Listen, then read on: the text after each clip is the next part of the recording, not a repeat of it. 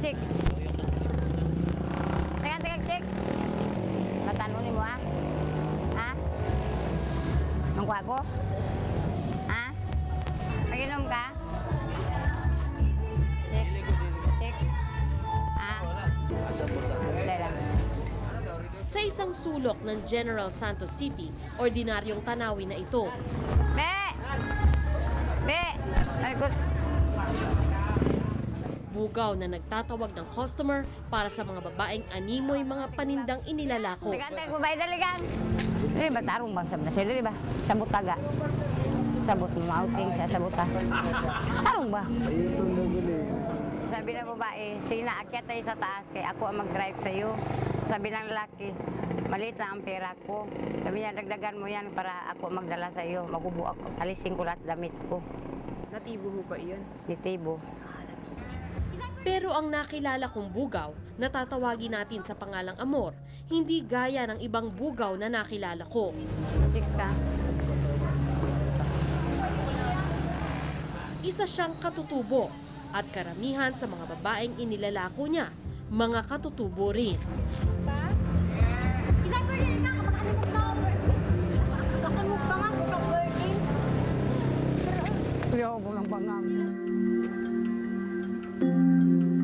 Mga pangarap lang ang bitbit ni Rita nang magdesisyon siyang iwan ang kanyang tribo sa bundok ng Cotabato.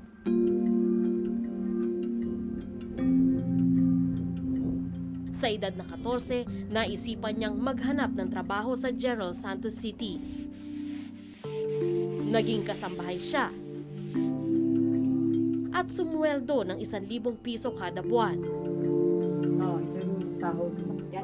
Pero di nagtagal, pumalya sa pagpapasweldo ang kanyang amo.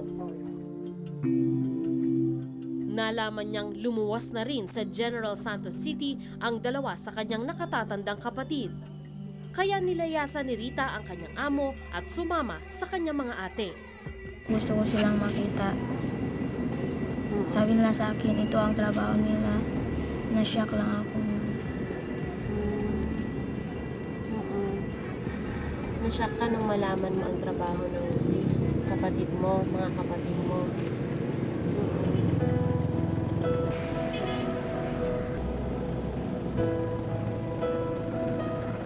Doon lang nalaman ni Rita ang hanap buhay na pinasok ng kanyang mga kapatid.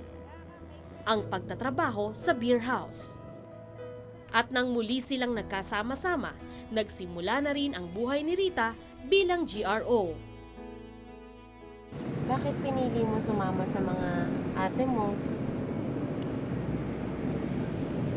Ano kasi meron na akong trabaho. Kaso lang, nahirap talaga yun. Mahirap talaga yung trabaho mo? Kaya yun, pinilit kong makasama sila. Silang nagbabantay sa akin. Nang makilala ko si Rita, 5 araw pa lang siya sa bago niyang trabaho. Maamo ang kanyang muka. Inosente ang mga mata. Parang bata kung kumilos. Kwento mo sa akin, paano ba yung trabaho mo ngayon? Pag meron kaming customer, nilapitan namin sila. Yun, nagtitable lang kami.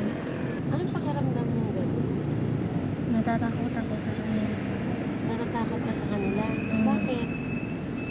Kasi parang mga bastos sila.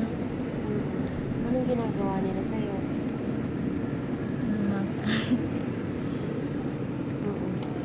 Paano ginagawa nilang pambabasta sa'yo? Sinabi nila sa akin, wala na daw akong virgin. Tapos sabi ko sa kanya, bakit? Na ano mo na ba ako? Yun, hindi siya makasalita. Ang kapatid ni Rita na si Rona, 15 anyos lang. 16 naman ang panganay na si Jenny. Nahirapan kaming mahagilap ang tatlong magkakapatid. Stay in sila sa club at mahigpit ang kanilang amo. Ilang gabi rin namin silang palihim na dinalaw sa club para makita ang kanilang kalagayan. Hapit ang kanilang damit at paminsan-minsan naaabutan namin silang nag-eestima ng mga customer. Mag-usap lang, pwede doon. Si Rona sa loob ng VIP room namin unang nakausap. Noong 7 ng Enero lang daw sila nagsimula ni Jenny sa trabahong ito. Napangalagaan naman daw niya ang kanyang pagkababae sa 3 linggong pagtatrabaho niya rito. Kapag sinabi niya sa amin na pwede na may mangyari sa atin doon sa loob, sabi ko, bawal yan dito kung may nangyari na masama sa akin. Bawal yan dito. Pero sa kabila ng uri ng trabaho, hindi pa rin daw nila nalilimutan ang dangal na ipinamana ng kanilang tribo. Hindi man ako palaging magte-table. Kapag isa lang yung ladies ko, 35 pesos lang happy. Mahiya kasi ako kapag pag magte-table ako ng Ay, hindi ka nagte-table minsan? Ano lang ginagawa mo? nag-serve lang. Ano? Ah, wala. 6 na kapatid pa ang naiwan nila sa pangangalaga ng kanilang mga magulang. Paano mo naisipan na umano sa bar? Pumasok sa bar? Ano lang kami. Wala kaming matirahan. Tapos, doon na lang kami papasok dahil wala kaming tirahan. At saka wala kaming tutulugan. Ba't hindi kayo umuwi? Dahil wala kaming pamasahe. Nagpaalam ba kayo sa magulang? Pero sa magulang namin kami nagpaalam. Pero hindi nila alam ng mga magulang namin kung nandito kami. Nakatungtong silang 3 sa high school pero hindi nakatapos dahil daw sa matinding kahirapan. Hindi ka makakain kapag hindi ka magtrabaho. Kailangan mo kumita para kumain ka araw-araw. Isang dahilan pa raw ng kanilang pag-alis, ang tradisyon sa kanilang tribo na magulang ang namimili ng kanilang mapapangasawa. Pinilit nila ako, yun lumayas ako papunta dito. Kasama ko yung kapatid ko, magulang ko. Ayaw mo ba dun sa napili nila para sa'yo? Oo. Bakit ayaw mo sa kanya? Hindi ka-tribal namin.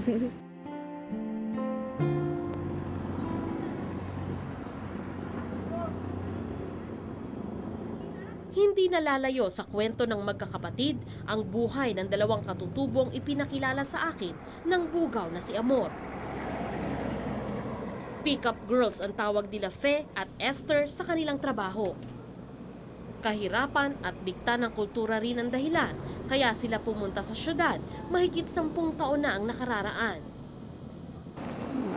Kung gusto ni mong sanina, makuha ni mo dito sa muag, di mo makuha kay wala may trabaho. Wala may sanina. Wala mga sanina, gisi-gisi man. Veterana na ang 2 sa kanilang trabaho. Walang makapagsasabing miyembro sila ng isang tribo sa Cotabato na kilala sa pagtutol sa impluwensya ng modernisasyon. Walang ligo. May amoy pa sa kilikili, may power pa. Bad breath. Hindi namin alam yung ano ang amoy. Pero nagpapakiss ba kayo sa lips? No. Dito gani namin wala. Oo. Ano lang, dito lang sa amua. Pero sa katawan namin. Pinasaya? Ilang beses? Marami na. Habang kausap ko sila, naisip ko ang magkakapatid na Rita, Rona at Jenny. Sana'y maaga silang makatakas sa bago nilang mundo. Bago pa man sila magaya sa mga katutubong naunang sumuo sa ganitong klase ng trabaho.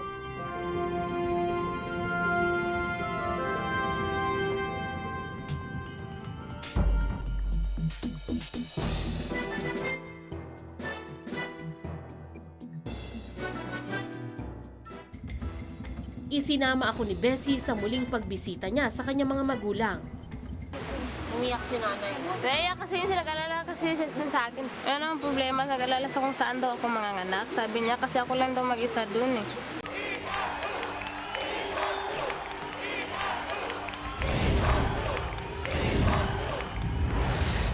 Survivor Philippines Season 2 malapit na.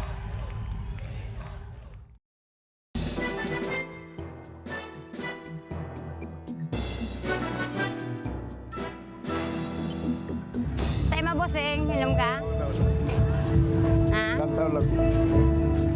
Sa mga babaeng ibinubugaw ni Amor, mas marami raw ang katutubo kumpara sa hindi. Batayan daw niya ito sa pagsasabing mas mahirap ang kalagayan ng buhay ng mga lumal. Sa may asawa pa ako, naglabada ako. Tapos lumayas ako dito sa Jinsan, linayasan ko yung asawa ko. Yun na, punta akong barbecuehan, kain-kain, tapos may makita ako mga bugaw. Hanggang nagbugaw-bugaw rin ako. Minsan makapera ako, minsan hindi. Sa isang babae, minsan may 40 pesos, mayroon 60, mayroon 50. Kwento niya, may mga customer na sadyang native ang hanap. 70. Kunti ang isa. Oo. Kantay ko ba daligang? Kapag nagkasundo sa presyo, diretso sa motel ang lalaki at ang katutubo. O kaya naman, nagpapa-table muna ang mga babae sa bar. Karamihan sa mga nakausap ko, pumasok daw sa ganitong trabaho para makatulong sa kanilang pamilya. Isa sa kanila si Bessie, miyembro ng isang kilalang matandang tribo sa Mindanao. Nagpapagamit ka ba sa mga lalaki para kapalit ng pera? Oo, talaga. Yung una, yung ginawa ko talaga. Yun talaga, pera lang. Wala na ako ibang pera lang. Talaga makaipon ako ng pera. Sa ilang gabing pagsama namin sa kanya, madalas wala siyang customer. Napaisip tuloy ako, paano pa niya natutulungan ang kanyang pamilya? Kinikilig ko po sa...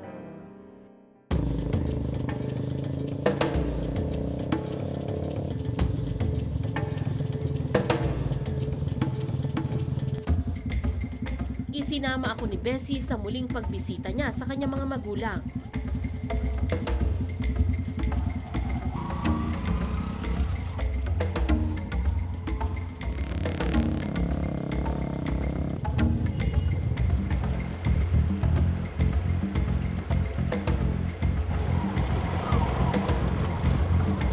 Okay. Kaya ba?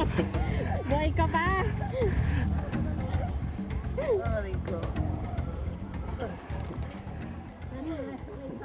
Ito na yung lugar nyo, ito na talaga yung baryo.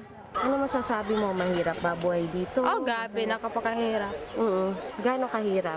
Ba't mo nasabing mahirap? Kasi naranasan ko talaga eh. Mahirap na mahirap talaga. Anong kinabubuhay ng mga tao dito? Anong trabaho nila? Yung nag-araro, yung nagsaka, nagtatanim ng gulay. Ito yung bahay namin. Yung kakaanak, yung may kapatid ako maliit pa. Hindi na kailangan pang ipaliwanag ni Bessie ang kalagayan niya. Ang masakit pa, wala rin siyang magawa para matulungan ang pamilya niya. Nung araw ngang yun, wala man lang siyang dalang pasalubong para sa 6 na kapatid. Grabe, talagang nakapakahirap talaga. Nung nag-aaral ako elementary, yung na-eskwelahan doon, yung nakapalayo, nilakad lang namin yun. Ano pagkain mo? Ano kinakain mo? Yung bata ka pa? Minsan, makakain kami, hindi. Maya-maya, humarap sa amin ang ina ni Bessie.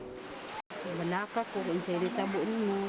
Nagalala daw siya sa akin kung ano na daw nangyari sa akin doon. May maliit ka pa palang kapatid. Meron pa. Susuportahan. Hindi raw niya alam kung ano ang trabaho ng kanyang anak sa syudad. Pero ano pa man daw ito, mas gusto niyang lumagi na lang si Bessie sa kanilang bahay, lalo pa raw at 2 buwan na itong buntis sa kanyang nobyo. Gusto ko dito siya.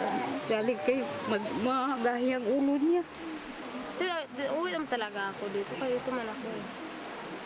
Wala man sila ibang makatulong sa akin. Sila lang man. Umiyak si nanay mo. Naiyak kasi yun sila nag-alala kasi sa akin. Kasi uwi na naman ako ngayon. Ano ang problema? Nag-alala sa kung saan daw ako manganganak. Sabi niya kasi ako lang daw mag-isa dun eh. Sabi ko, ako lang bahala. Kasi dun lang ako manganganak. Kaya ko naman to. Sa ganitong pangako, hindi na pinigilan pa ng kanyang ina ang pagpapaalam ni Bessie. Sa aming pag-alis, isang tanong lang ang naglalaro sa isip ko. Bakit nga ba sadlak sa hirap ang mga katutubong tulad nila?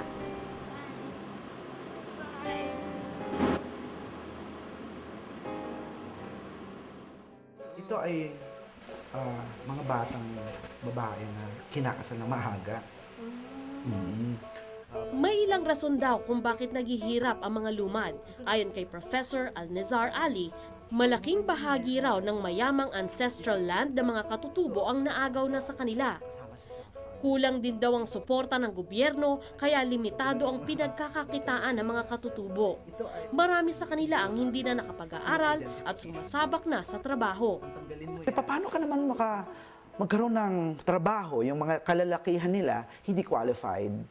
Kahit na kumikiskis ka ng isda sa mga industrial fishing dito sa General Santos, hindi naman siya pwedeng matanggap kasi hindi nakapag-abot ng high school. Sa Indigenous Rights Act of 1997, binigyan ng karapatan ang mga katutubo sa patas na pagtrato sa trabaho.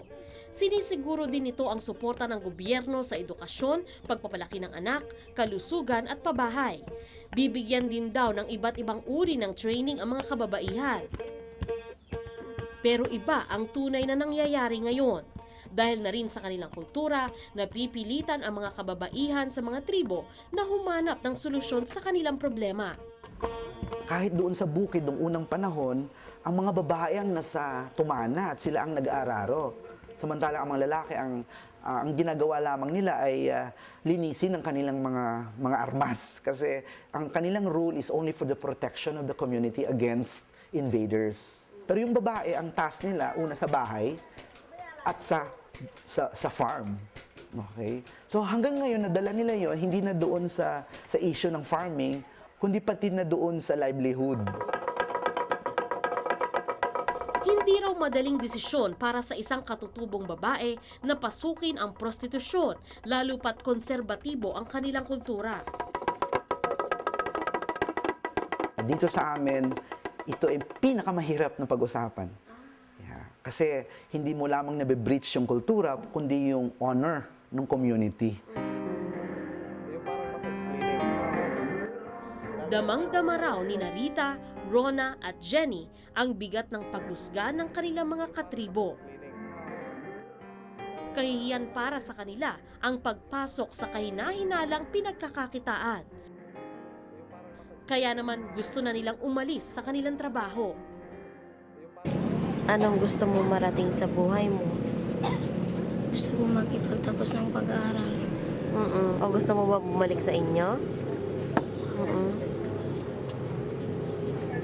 Ba't di ka bumalik?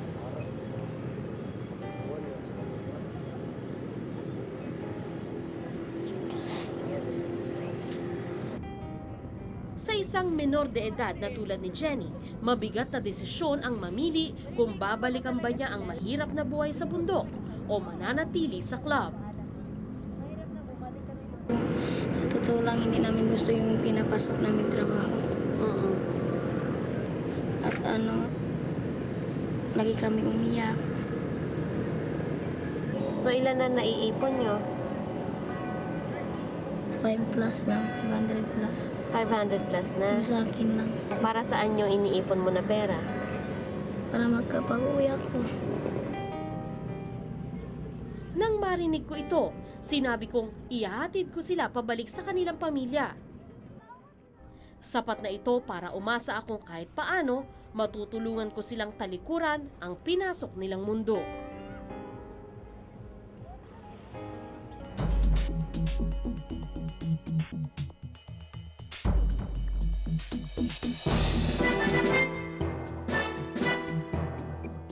Parang mag-prepare na sila para mag-eskwela. Para na sila, mag-eskwela na sila. Eskwela sila. Gusto nimo maging pareho po sila.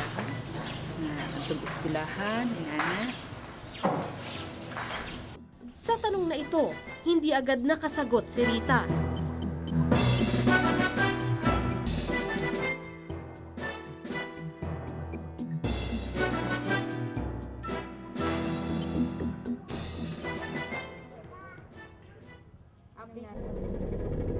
Kinabukasan, si Rita at Jenny lang ang sumipot sa tagpuan namin. Bungad ng dalawa sa akin, hindi pa raw sila handang bumalik sa kanilang tribo. Mahirap man daw ang kanilang buhay ngayon, handa pa rin silang ipagpatuloy ang pagtatrabaho sa club. Sa naging desisyon, sinamahan ko na lang sila sa isang institusyong tumutulong sa mga kabataang babae. Dito na sila.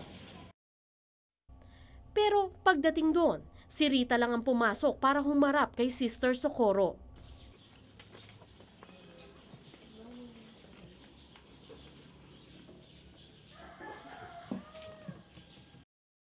Kasunod nito, masinsinang kinausap ni Sister si Rita.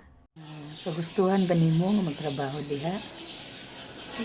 Napilitan ako akong sarili para magtrabaho dira para makauban ko silang duwa. Pero ikaw, kung ikaw ang padesisyonon, dili ka maka-decide sa imong sarili? Wala kay plano nga kanang sa madaling panahon makahawa ka diha?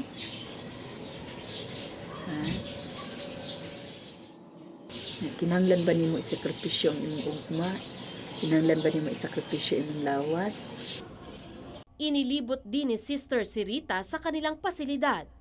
Hiniling niyang huwag pangalanan ang lugar nila para maprotektahan ang identity ng mga kabataang naninirahan at nag-aaral doon. Tapos dili sila grocery. Muni sila diri nga balay sa mga dagko-dagko ni sa mga bata. Nilang trabaho, kada isa na sila area, na sila ang uban maglingkong bintana, ang uban nila silhig, dili ilang kananan, tapos sila po diri dito nagapanghugas. So parang mag-prepare na sila para mag-eskwela. Hanan sila nag-eskwela na sila. Eskwela. So say gusto nimo maging pareho po sila na atong eskwelahan ana. Sa tanong na ito, hindi agad nakasagot si Rita.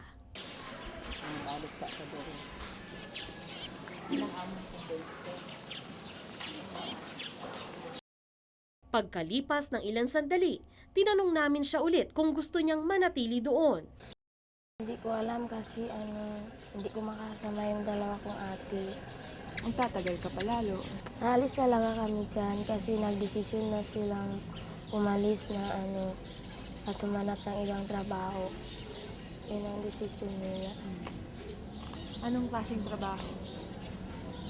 Maging isang kasambahay. Kasi ate ko sila. Ayaw ko silang iwanan. Pero buo na ang desisyon ni Rita.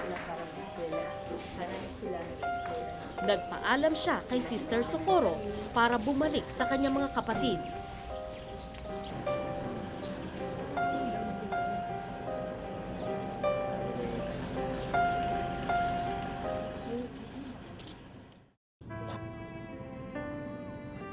Para sa magkakapatid na ito, walang iwanan sa lungkot man o saya. Sana sama-sama silang makaahon sa kanilang kalagayan at pare-parehong malayo sa kapahamakan. Ako po si Sandra Aguinaldo at ito ang Eyewitness.